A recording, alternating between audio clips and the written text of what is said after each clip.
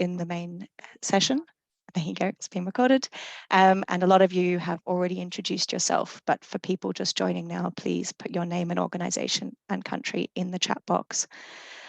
If you can see down the bottom, we have two different functions. We have the Zoom Q&A box. So if you put questions in here, then the panelists will be able to answer them send written answers directly, which you will all be able to see, but we'll also select some questions from this Q&A box to be discussed during the panel section of the webinar. And then if you have comments, put those instead into the Zoom chat box. And we have some people in there who can support you as well if you have any technical issues. And we'd really appreciate if you could fill in our short survey, which will be sent at the end of the webinar. So now we do have simultaneous translation into Spanish today. So if you could all, whether you are listening in English or in Spanish, if you could choose the correct channel. So go down to the bottom right there, click on the interpretation button and choose either English or Spanish. And to select the language you want to hear. Great. So the agenda for today, we're going to start off with some polls to see who's in the room and what your level of exposure to these topics is already. And then I'm going to give a very brief introduction. We'll then move into the panel discussion hosted by Sabina, and that will involve the Q&A from the audience to our three panel members. And then we'll finish off with some closing remarks. So I think we will start off. We wanted to do a bit of a poll. I'm going to read through these questions, which hopefully will appear on your screen. Here we go. So there's 4 questions and they should have popped up. You can scroll down to answer them all. So the first one is, does your work focus mostly on WASH, water sanitation, hygiene, or water resource management for small-scale agriculture, or both? And so WASH, water resource management for small-scale agriculture, both or neither. And then secondly, to what extent are you familiar with the concept of supported self-supply? So very familiar, somewhat familiar, or not really, not so much exposure. And then also, what extent are you familiar with the concept of water management practices for smallholder farming, or with the concept of farmer-led irrigation? So very, somewhat, or not really. And if you start putting the answers in and submitting them, we'll look at the results together next. And then, so this webinar has come about because there have been some webinars relating to self-supply at the IRC All Systems Connect Symposium, the Paris UN Groundwater Summit, and the New York UN Water Conference. And we wanted to continue the conversation that started there. And so I'd be keen to hear if any of you have attended or listened to the recordings or looked at the presentation since from those 3 sessions. So yes, you have, or you've seen some of them, or no. So if everyone could take a minute to fill in those questions, and we'll have a look at the results together.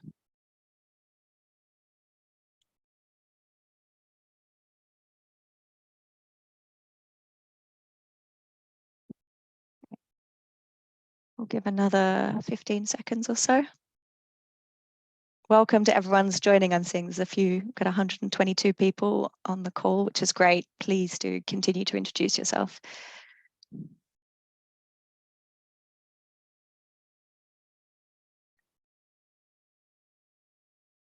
Okay, Daniela, I think we can have a look at the audience poll results now.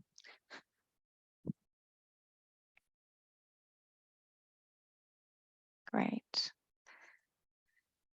Okay, so the first one, the focus on WASH, we see we've got around half the people on the call, 46% do work focusing mostly on WASH, around 20% on water resource management for small-scale agriculture, around a third, around 29% of the call working on both kind of issues, and about 10% on neither.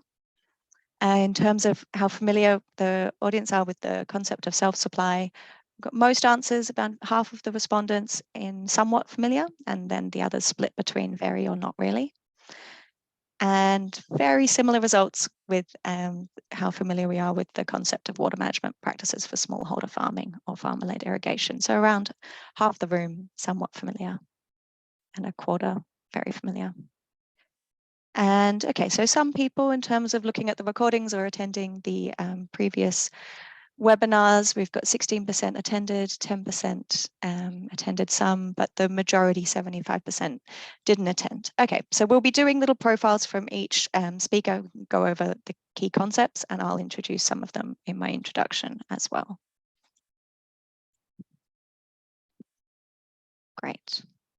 So I'm just going to start with a quick introduction to the topic, which is, again, water for food, for drinking, and for rural development, discussing examples at scale. And I thought I'd start off with the challenge. And we all know that the challenge when it comes to people having safe and sustainable access to water is huge. And despite the fact that a lot of progress has been made, there's still about 2 billion people, around a quarter of the world's population, who lack safely managed drinking water services. And this was based on 2020 data, which means we know that they don't have water that is safe to drink on premises. And slightly more than this, 2.3 billion people are living in water-stressed countries around the world. And again, we know that this is a problem that's only likely to increase as we further see the effects of climate change. Getting water closer to homesteads or on-site households is a key objective and a challenge that's shared by actors in both the WASH sector and the water resource management and small-scale agriculture sectors. So that's why we wanted today in this webinar to bring panelists from both sectors together to discuss and share their learnings, and also how they've managed to scale up some work. Next slide, please. So some key definitions. We have to start off self-supply of water. This is also called household-led water supply or individual household supply. And it refers to an approach of incremental improvements to water services. And these water services are mainly financed by households themselves. And common examples of these are household wells, pumps such as rope pumps, and rainwater tanks. And then when we talk about supported self-supply, it's the approach where external support is provided. And this can be in the form of training, market development, promotion, demonstration, advocacy by a donor or a government organization to strengthen self-supply mechanisms and to increase this incremental improvement towards safely managed access. And then finally, water management for smallholder farmers is a process whereby farmers increase yields by improving their agricultural water use through small-scale and locally relevant solutions. And some of these solutions might include measures to reduce runoff, to carefully select crops, as well as market-oriented solutions to increase access to groundwater. We'll be hearing more about that one from Colin later on. Then this is the final slide in the introduction, just to give you an idea of the scale of what we're talking about when we talk about self-supply and smallholder farming.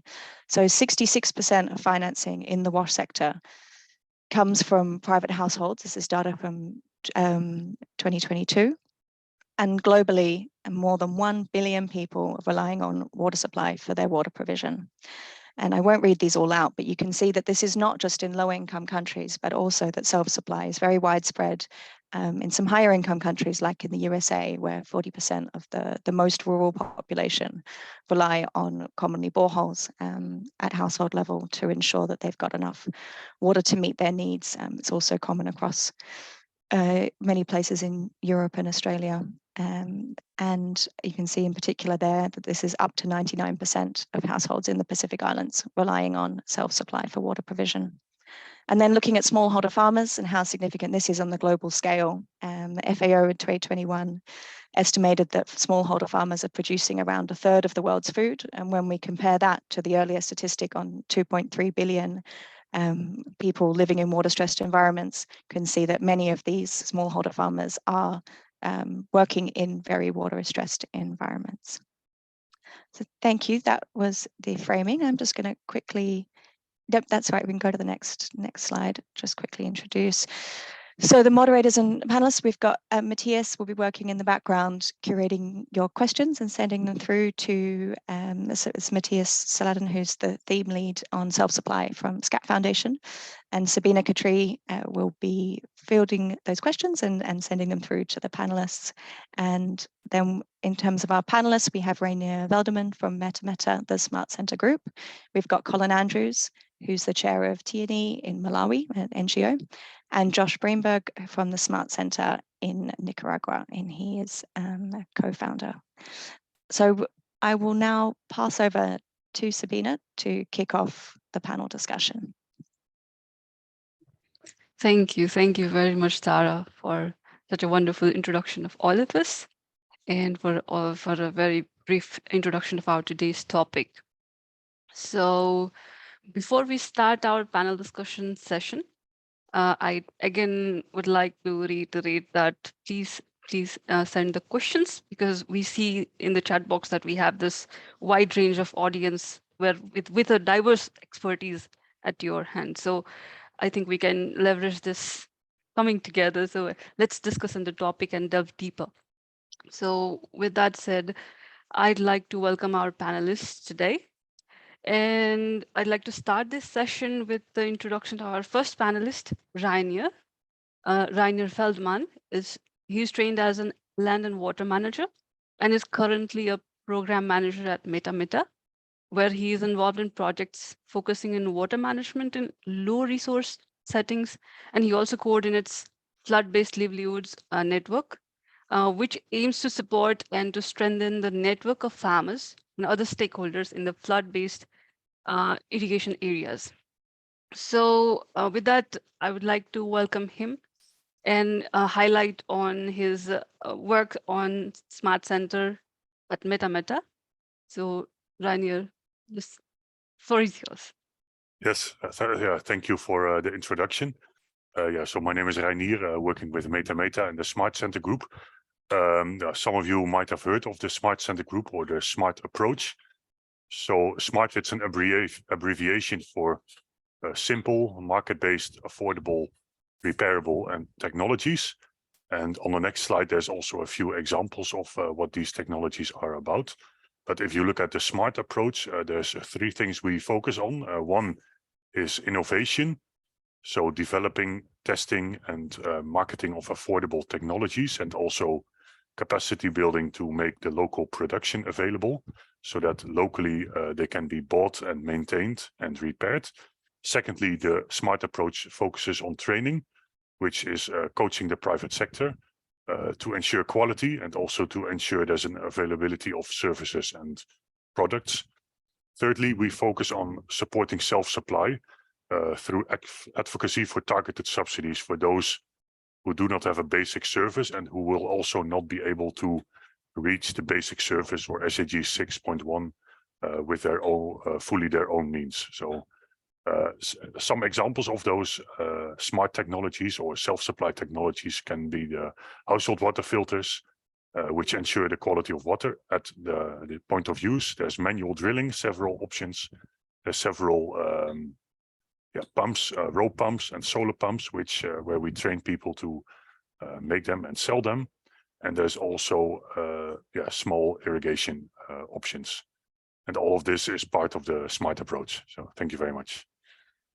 Thank you very much, Ryan, for this 2-minute pitch that we are planning for. And we will definitely discuss deeper in what are you doing and what are your way forward.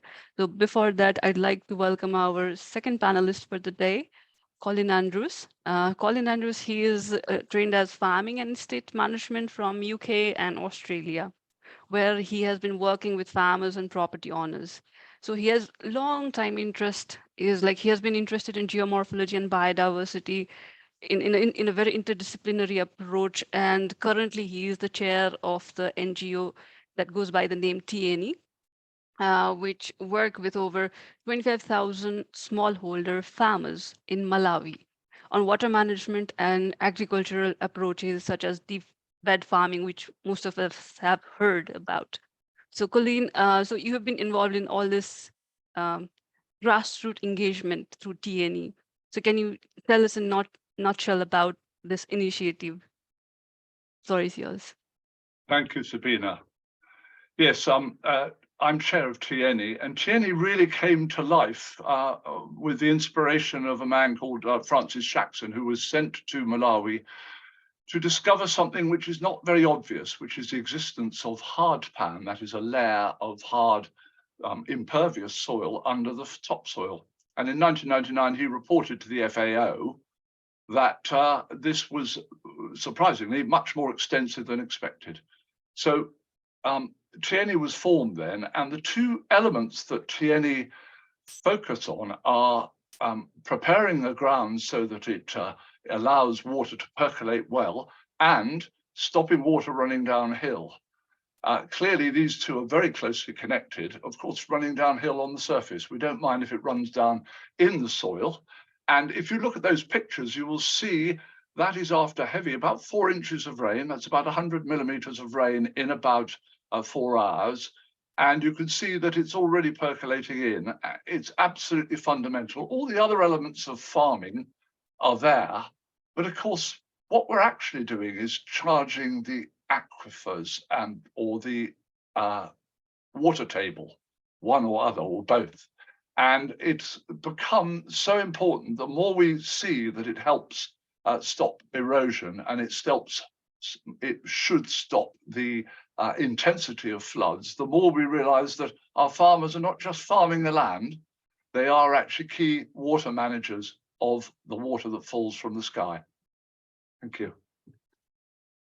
Thank you very much, Colin. So you are referring to the groundwater, you are referring to the importance of groundwater in terms of groundwater management, which is often overlooked in global water narrative, as we have always seen. Even most of us who attended UN Water Conference or many water conferences that we go to, where groundwater is least highlighted. So yes, as you referred to aquifer recharge, and in terms of water management, you are including groundwater as one of the stakeholders and highlighting it.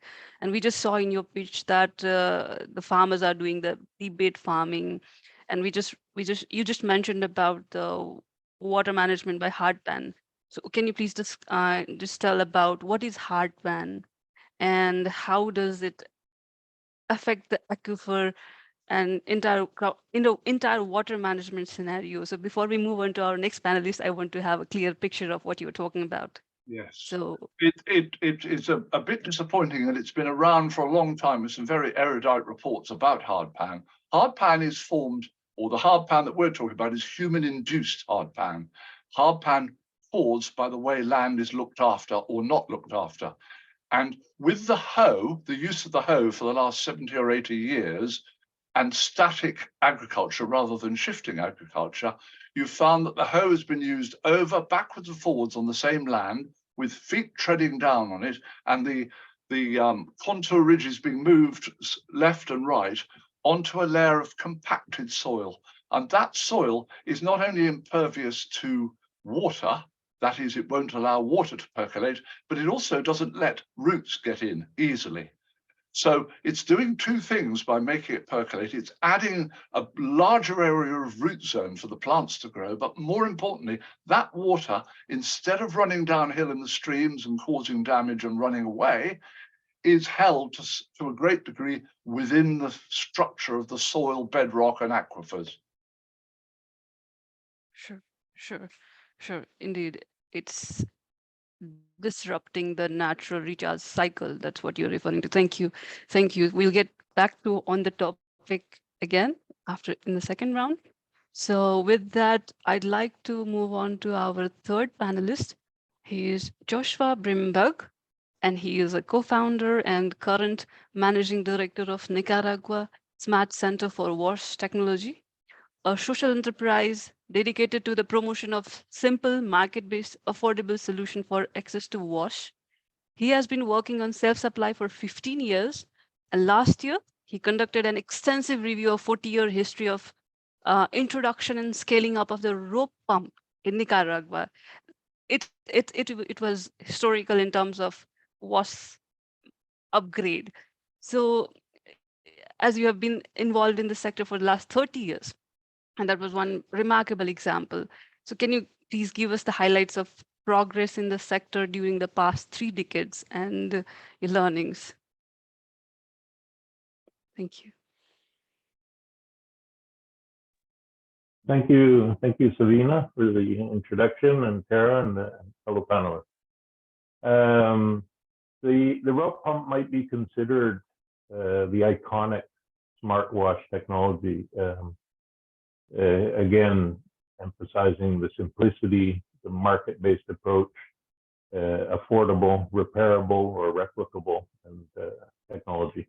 It was introduced starting in the early 1980s in Nicaragua as an alternative and innovative technology for improving water supply in rural communities at a time of economic blockade on the one hand and agrarian reform and efforts at improving livelihoods of the rural population on the other.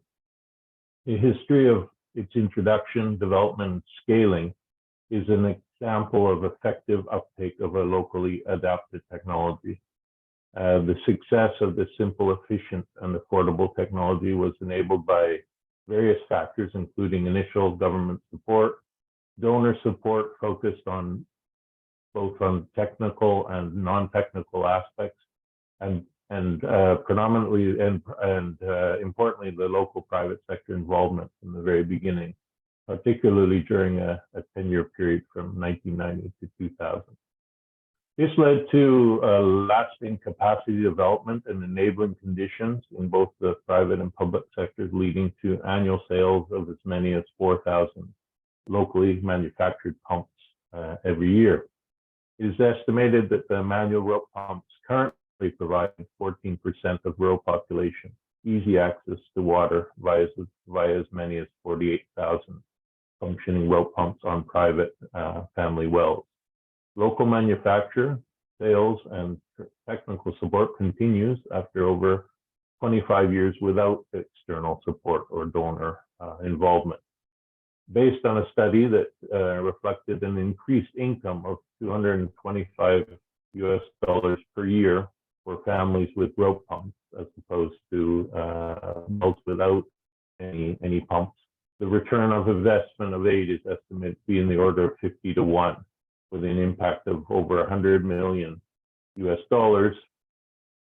from that economic impact, resulting from an initial investment of aid money in the order of $2 million for technical support.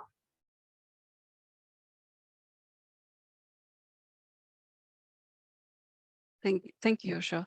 So indeed, there has been finance, there has been technology development, and there has been acceptance of what you have been doing. So that's where all the progress is happening. So it looks like we all have this good story to tell of success in upscaling everything that you have been developing. So what do you think are the key factors that enable this scale up? I'd like to start with Reinier again. So you in terms of advocacy, innovation, and training that you just mentioned about, what do you think are the key factors that enable this? Okay, thank you for the nice question. I think key factors, one is that well, there's a governmental framework which would allow for use of self-supply technologies. I think in a lot of countries it starts as a sort of informal sector without any or government involvement, but it grows and it's fostered because the private sector is interested to take it up and to become skilled in providing these smart technologies. And also that there's a demand from people who are able and willing to invest, either from households or individuals or from organizations who are interested to bring the water and the sanitation and also the agriculture closer to the homes of people. Thank you. Thank you. Colin, would you like to add to that?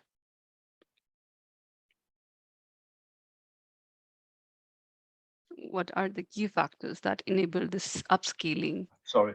Yes, very much from an agricultural point of view. I would say that the main thing holding back this is, firstly, knowledge that this exists and it is a serious problem.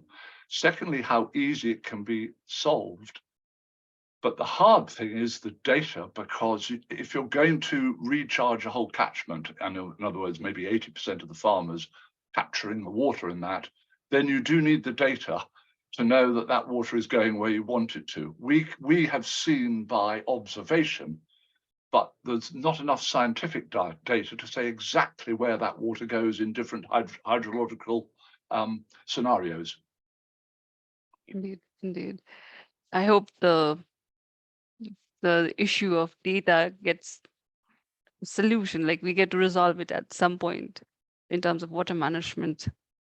So would you like to add something on that, Joshua? Yeah, one of the keys is the technology itself, and that applicable in the context-based introduction and application of a technical solution. That it's simple, that it is affordable, that there is a demand, or that a demand can be created for it through a market-based approach. That's a key aspect, all related to the technology itself. Then the approach, the key aspects I think are related to one is long-term coaching and support of the local private sector in making technical improvements and the manufacturing process, in this case, particularly referring to the well pump experience in Nicaragua. And the enabling factor of what Reinier mentioned already, the government support and framework for self-supply. But the key, I think, is the technology, the applicability of the technology, and finding a sustainable and delivery model for the solution based on demand and contextualization of the introduction of the technology. Thank you, Joshua. So you highlight and focus that the simplicity of the technology that was locally developed and locally adapted was the key behind the success of Nicaragua, or worse revolution that there was, which was a big news last year. So yeah, thank you for sharing your opinion on that. And with that, we have a question in our chat box, and it has been summarized and condensed into one question by our co-facilitator here, Matthias. And here he has said that we have a question, and it says that how the impact is measured. So this generally is a broad question. So I think we can start with, again, Reinier, like how are we measuring the impact of the project that you have been implementing in the ground? We start with Reinier. Okay, yeah, thank you for the question. I think one of the ways of measuring the impact is whether people are willing to invest in the different products. And I think if people want to pay for something and they are able to, it shows that they have an interest in the product and they see a benefit of it. In the case of specifically the smart centers, there has been an evaluation through IRC WASH recently, I think about a year ago. And one of the outcomes was that the row pumps which were provided through people trained by smart centers, on average, the functionality was higher in the case that it was used by a household compared to communal pumps, so used by a larger group of people in the same area. So I think the functionality can be one of the ways of showing the impact, but it's not one-on-one linked of the type of technology. It depends a lot on the context and whether people are motivated to maintain it and to make sure it can be used for the purpose they have in mind, being drinking water, agriculture, maybe a small business. So I think the functionality is one way of measuring impact. There's more, but I'll keep it with that one. Thank you. That helps much when we move on to our next speaker, and everyone gets the different perspective. So yeah. So what do you have to say about the same question, and how do you define success in your project, Colin? Yes, well, our success now, or the definition of our success, is very much crossed with MetaMeta and smart centers, because in the areas where our farmers, there are approaching 30,000 farmers now, because we've had a lot more joining this year. In those areas, We've also got some projects with smart centres for putting in their own farmer well clubs. So a group of farmers gets together, the driller will train the first farmer, or the group of farmers, he'll drill the first one, and then the other wells get drilled by the farmers themselves, and they take possession of it. So we're in a process of doing that, and I would measure success exactly as Reinier said, which is when people see how much better off, in more ways than just monetary, but how much better they're off having a domestic supply on site, that they then say, well, I'll have one of those. I can't afford it, but I'll borrow the money. Or can I pay half now and half later? Or is there any donor prepared to pay for some of the costs? Is the step up of success ending up, I believe, with full self-supply, where it is so obvious that having a water supply on tap, as it were, makes such a difference to the livelihood. That's where I think success of the pumps would be, and that would have to be balanced by success of deep bed farming to make sure that any water that's taken out is matched, at least matched or more, by water going into the soil. Or indeed, the improvement of livelihood would be ultimate measure of the progress or success of any project. Yeah. So okay. Yeah. Thank you. Thank you. And with that, I'd like to move on to again Joshua. So how do you measure the impact of your project and or define the success of your project in Nicaragua, or how is it in Caribbean? Yeah, so I think the study of the rope pump experience in Nicaragua leads us towards two forms of measuring success. One was the direct impact, the economic impact on families that is being demonstrated in terms of adopting a rope pump. And the other is as an approach is measuring the return on investment over time. Usually the supported self supply approach requires an initial higher investment with less return in terms of focusing more on marketing approaches, on development of the technology, and formative aspects of the approach, while over time you get the adoption increasing and pickup increasing. That's what you hope to get over time. So for example, a simple example is two approaches to introducing, for example, point of use or household treatment options and a household filter, where you could invest initially.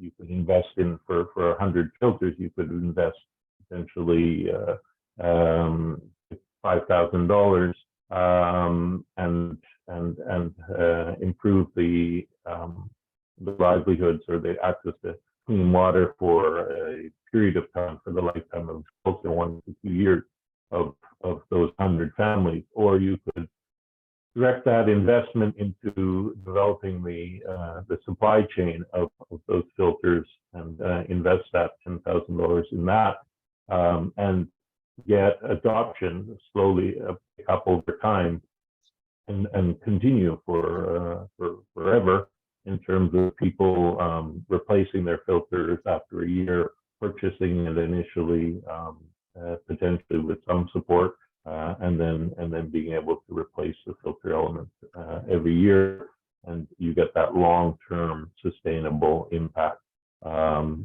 with no additional investment, outside investment required. That's one interesting way of going forward with changing the whole supply chain. Okay. Yeah. Thank you. Thank you very much, Joshua, on your remark. So before we move forward, I would like to request our audience to drop their question. And we have a question here from Elena Villarol.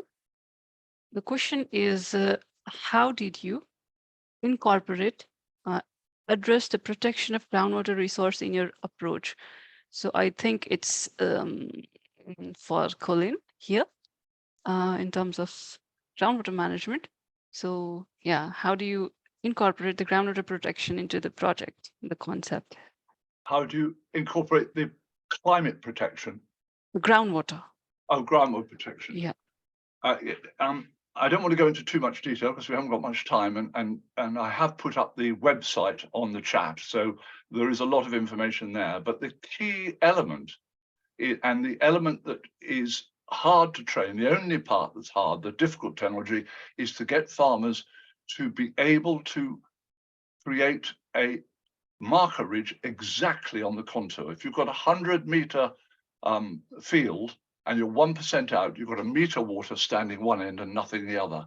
So that measurement with a £3, £2.50, a $3 line level and a line is something that is absolutely fundamental to making a deep bed farm. Obviously, you break the hard pan first. We've talked about that to allow percolation, but also when there's a deluge of rain, you do not want water either flowing downhill or flowing laterally. So if you have something exactly on the contour line and the beds follow those contours, every 30 meters you have another marker ridge, then you can ensure that you stay on that contour, you hold that water where it is so it has time to percolate. Does that answer the question? Yeah, I hope it answers the question. If not, Elena, please write the follow-up question there. I think I can also maybe answer Sabina. Sure. Please go ahead. I think because when you're drilling wells, of course, you're using groundwater. I think one of the characteristics with, for example, the manual drilling is that you have multiple wells, but then wells that extract only a limited amount of water compared to maybe deeper wells that are drilled. But I think very essential is also what Colin has mentioned, is whatever you take out of the groundwater also has to be replenished somehow. So it's important to always focus on possibilities for infiltration or proper ground cover. And in terms of groundwater quality, it's important that if a well is constructed, that it's properly constructed with a seal, so there's no possibility of contamination coming into the groundwater from an external source. And that's with the work of the smart centers, it's part of the training. Of course, it does depend on the person who is trained, as in any case, whether it is applied or not, but it's something which is always stressed and emphasized. Sure. Thank you. Thank you for adding to what Colin just said. And yeah, so here's next question. It's from Andrew Ellsworth, and he is asking about self-supply versus community management. So the rope pump in Nicaragua is an interesting example on both. Joshua, can you please elaborate on this? So it's for you, Joshua. So it's self-supply versus community management, please. Yes, this is a big question as we work from the approach of self-supply. We were, in the case of Nicaragua and the study of the impact of the rope pump, we weren't able to do a comparative study of the success rate or the sustainability of individual use of rope pumps versus the community supplies. But I really think it's a complementary approach. I don't, and as we work from the Smart Center, we continue to provide support to community supply and don't discard its utility in achieving access, universal access to water and sanitation. However, there is a percentage of the population in the case of Nicaragua of 15 to 20% of the population, which is not able to obtain access through community supplies for a number of reasons, and that is where we see the important impact of self-supply approaches.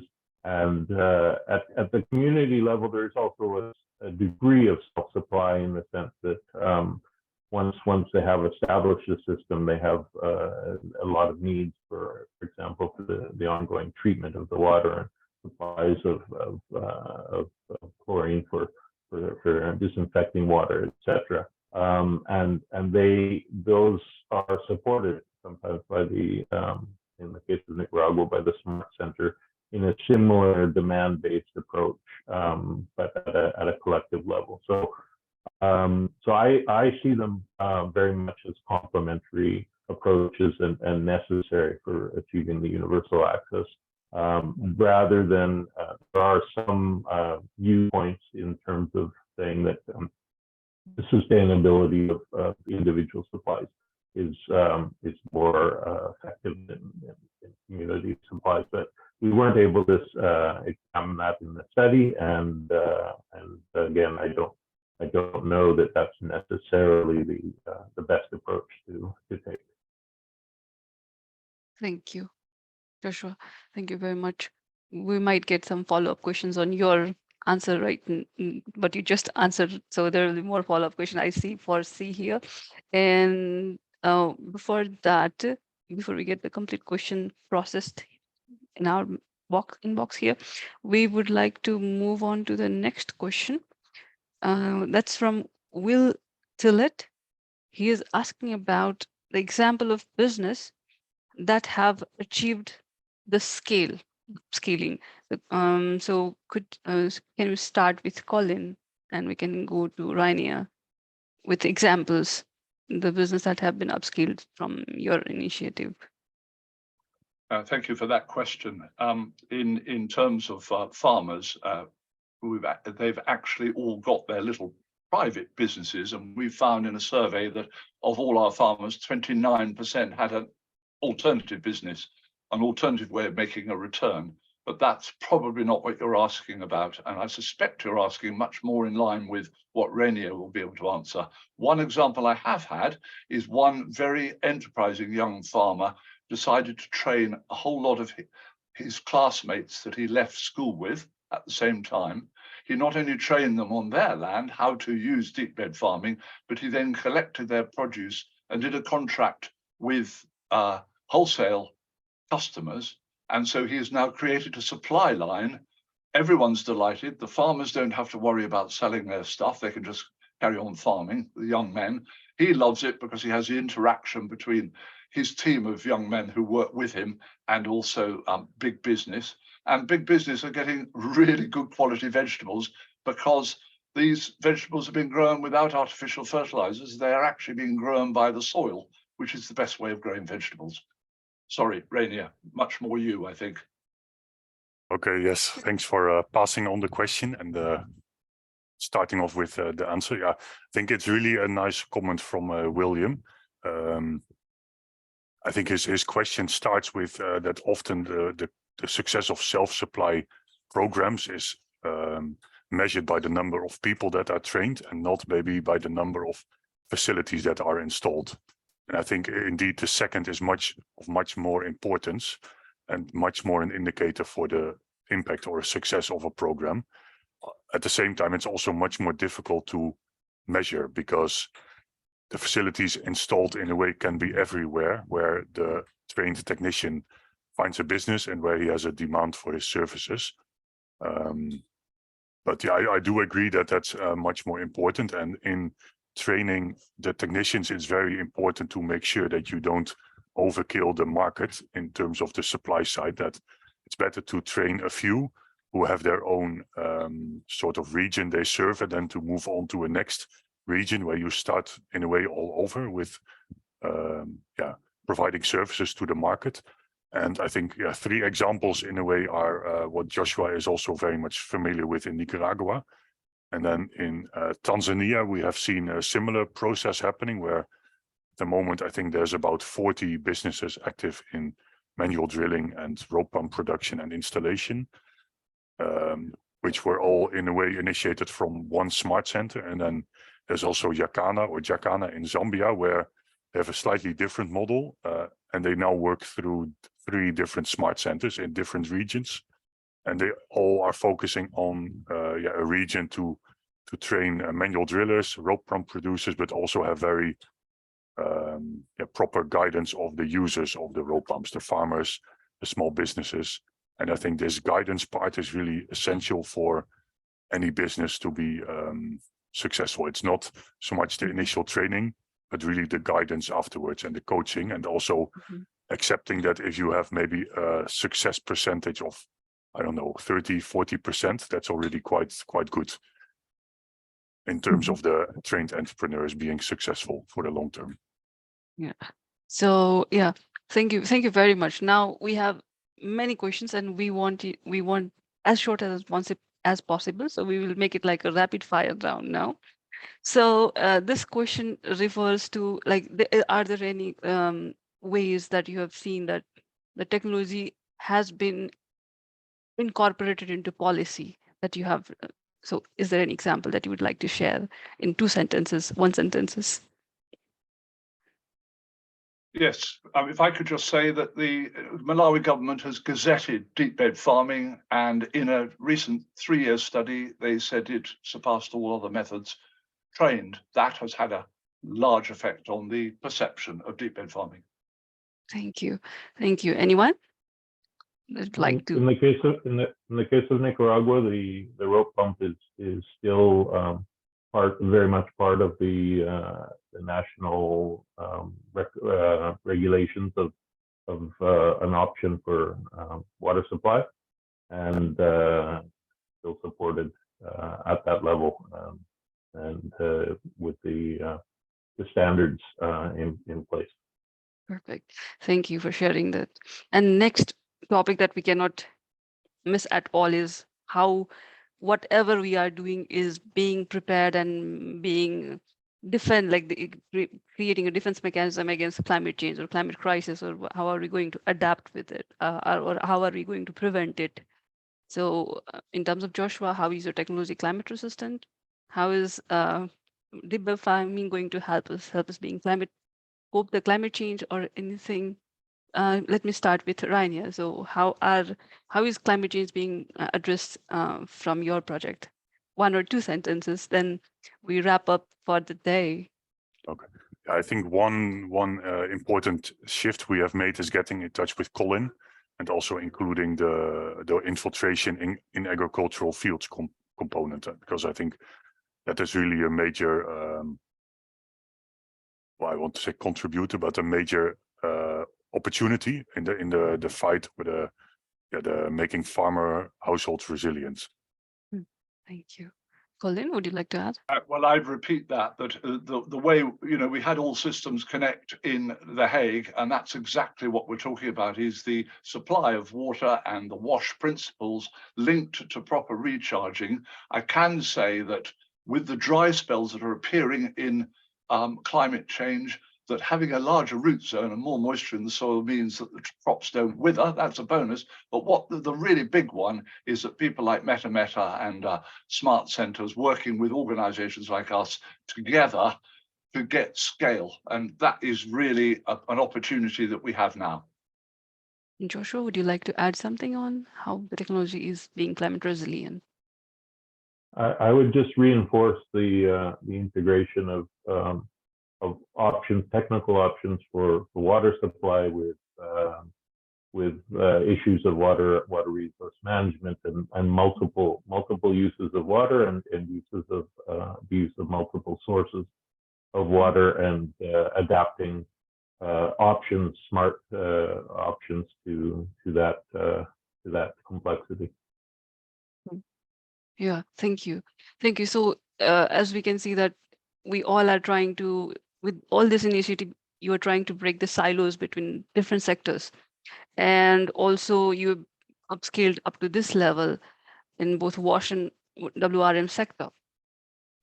Last concluding question we would like to ask you, and we would appreciate if you answer it in very short, is what would you like to see happen or change in your sector to continue building on this momentum? And yeah, let's start with Reinier again. Okay, yeah, I'm always the first, but that's okay. I think what I would like to see is, in a way, more recognition for the role of self-supply, which is already taking place in a lot of countries in providing water to people's homes for domestic uses. And secondly, related also that there's more attention for it in terms of funding, and then broader also for the rural areas, because I think often it's really neglected when comparing to cities, peri-urban areas, and piped supplies. And Colin, would you like to Yes, add to that? I would add to Reiner's comment that there are a lot of people, millions left behind at the moment. They haven't got a supply of water. They don't live near a town. And so what I would like to see, obviously, is the spread of deep bed farming only because we need to recharge as much water as we can, but also the spread of self-supply into remote areas where at the moment they haven't got a chance of having SDG 6.1. They've got too much to, so that's where I would like is that double effect of home water with all the WASH credentials linked to much better food, much more food, and much more water being farmed. Joshua, would you like to add anything? I think I'll just reinforce that the implementation of more demonstrations of farmer-led, successfully integrated solutions can ensure access to water for human consumption and productive uses, while also considering conservation and adaptation to climate change. And in Nicaragua, one of the barriers is the resistance to recognize the existence of these individual solutions and the contribution that they're already making in the statistics in relation to access to clean water, but also looking at those the last mile, those 5% that of the population that still don't have access and could benefit from these solutions. Thank you. I thank you all for your valuable. It's wonderful insight into your individual expertise, and it was a wonderful discussion.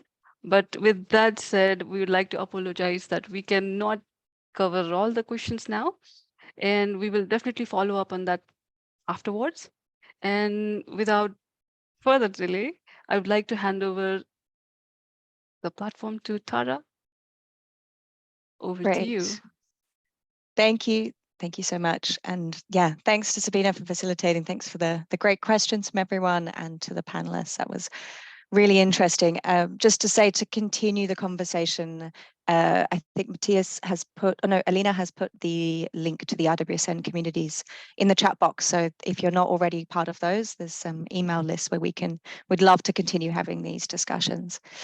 So to try and sum up all of that in about 5 minutes or less, I guess some key takeaways for me were on some of the ways in which we can take, or the factors that enable taking these initiatives to scale. So we heard from all three panelists about choosing solutions, whether that's technology or approaches that are applicable to the local context, and that fit the SMART criteria, as we heard from the panelists, to involve the private sector and find sustainable delivery models, but also to make sure that you have, or to have a supportive regulatory environment, and to have the government on side and supportive of the approach helps to get it recognized and helps to scale it up. And I think that would be an interesting conversation to continue having on, what do you do in areas where you don't have that supportive regulatory environment? I think Josh's point on how the sustainability of teaching people in an area, building capacity on how they can improve their capacity, or how they can develop supply chains versus one-off handouts of household water filters, for example, I thought really hit home for me. Then there were some interesting points on how do we measure success when we look at self-supply and we look at these kind of farming practices. And, saying that just measuring based on number of people farmed doesn't necessarily give a clear picture of the scale of the impact. So I think there were pretty consistent messages saying that it's about the demand. So seeing, are these products, are these approaches that people are willing to pay for? And is there a demand to replicate them? Are people seeing their neighbors doing it and going away and either buying the services or adopting the farming practices themselves? And I think that we could see across all of the work that's been done that that's been a big success of these 3 different examples. There was also a note on the functionality, and that these kind of models can show as high, if not higher, functionality depending on the context as community-based water supply systems. And then we had some specific examples of businesses across the world that have gone to scale, both officially and unofficially, like the farmer in Malawi who was training his classmates. And then, that led to a further business opportunity, hearing about examples in Tanzania and Zambia, Nicaragua, and Malawi. And I know there's a lot more documentation out there if you want to read more. I think that final discussion there on climate change was interesting. Again, very consistent messages from the panelists on the importance of collaboration between the WASH sector and the water resource management and agriculture sector. I think we often talk about this when we talk about doing climate resilient WASH, and this is a brilliant example of what that can look like on the ground.